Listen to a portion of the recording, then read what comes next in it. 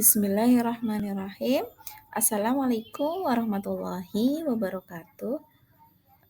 Selamat pagi, Ibu dosen dan teman-teman. Gimana kabarnya? Semoga dalam keadaan baik-baik saja.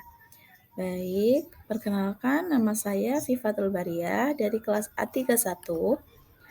Pada pertemuan yang ke-6 ini, MK Pendidikan PAI di luar sekolah, saya ingin membahas tentang tujuan dan fungsi pendidikan Islam di luar sekolah. Yuk langsung simak pengertiannya. Tujuan dan fungsi pendidikan Islam luar sekolah. Yang pertama, tujuan pendidikan Islam luar sekolah. Tujuan dari pendidikan Islam luar sekolah bukan sekedar supaya kita bisa banyak hafalan atau sertifikat, tapi lebih dari itu. Yang pertama, melayani masyarakat belajar agar dapat tumbuh dan berkembang sedini mungkin dan sepanjang hayat guna meningkatkan martabat dan mutu kehidupannya.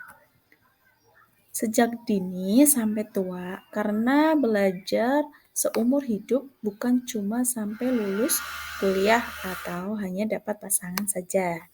Lalu yang kedua itu membantu masyarakat agar memiliki pengetahuan, keterampilan, dan sikap mental positif yang berguna untuk berkembang secara intelektual, bukan berat badan ya, mencari nafkah dengan halal dan berkah, atau melanjutkan pendidikan ke jenjang yang lebih tinggi. Nah, kalau tadi soal tujuan, sekarang kita bahas fungsinya. Pendidikan luar sekolah itu multifungsi, kayak rice cooker, bisa substitusi, komplement, dan suplemen. Tapi tentu konteksnya pendidikan ya, bukan. Nah, yang pertama itu fungsi pendidikan luar sekolah sebagai substitusi pendidikan sekolah. Substitusi itu atau pengganti ini mengandung arti bahwa pendidikan luar sekolah itu sepenuhnya menggantikan pendidikan sekolah bagi peserta didik yang karena berbagai alasan tidak menempuh pendidikan sekolah. Maksudnya di sini, buat mereka yang nggak bisa sekolah formal karena alasan tertentu. Nah, pendidikan luar sekolah ini hadir sebagai penggantinya.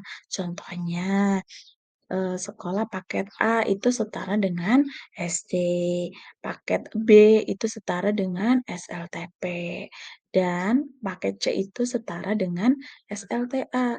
Jadi, jangan minder kalau belajar lewat jalur ini ya, karena ilmunya itu tetap mantap dan legal. Terus yang kedua, yaitu fungsi pendidikan luar sekolah itu sebagai komplement pendidikan sekolah.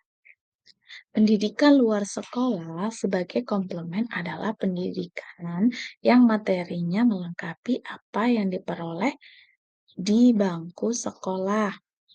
Nah, kadang sekolah itu kan kayak masakan kurang garam tidak sih? Ya, pendidikan luar sekolah ini bisa menjadi bumbunya. Contohnya, belajar bahasa asing sejak SD atau kegiatan ekstra kayak pramuka, seni suara, dan lain-lainnya.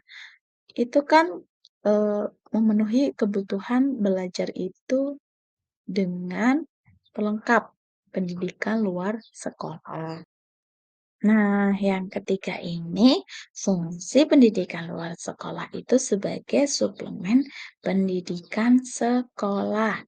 Pendidikan luar sekolah sebagai suplemen berarti kegiatan pendidikan yang materinya memberikan tambahan terhadap materi yang dipelajari di sekolah. Nah, ini semacam poster shot dalam pendidikan. Cocok buat anak-anak sampai orang dewasa yang ingin nambah ilmu setelah lulus sekolah. Contohnya seperti kursus komputer, pelatihan menjahit, dan masih banyak yang lainnya. Nah, tujuan dan fungsi pendidikan Islam luar sekolah yaitu untuk memberikan layanan pendidikan kepada semua warga masyarakat, baik laki-laki maupun perempuan, supaya memiliki kemampuan untuk mengembangkan potensi diri dengan penekanan pada penguasaan, pengetahuan, dan keterampilan vokasional, serta mengembangkan sikap dan kepribadian profesional. Nah, maksudnya itu, pendidikan luar sekolah ini tidak memandang usia atau gender.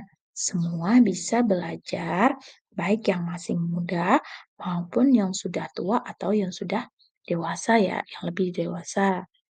Nah, kalau dengan kita bisa mengembangkan potensi diri itu, siapa tahu kayak kita ikut program vokasional ya, untuk menguasai keterampilan vokasional, membangun sikap dan kepribadian profesional itu, nanti kita bisa jadi pengusaha sukses atau guru ngaji di viral TikTok-TikTok yang itu loh, kayak itu.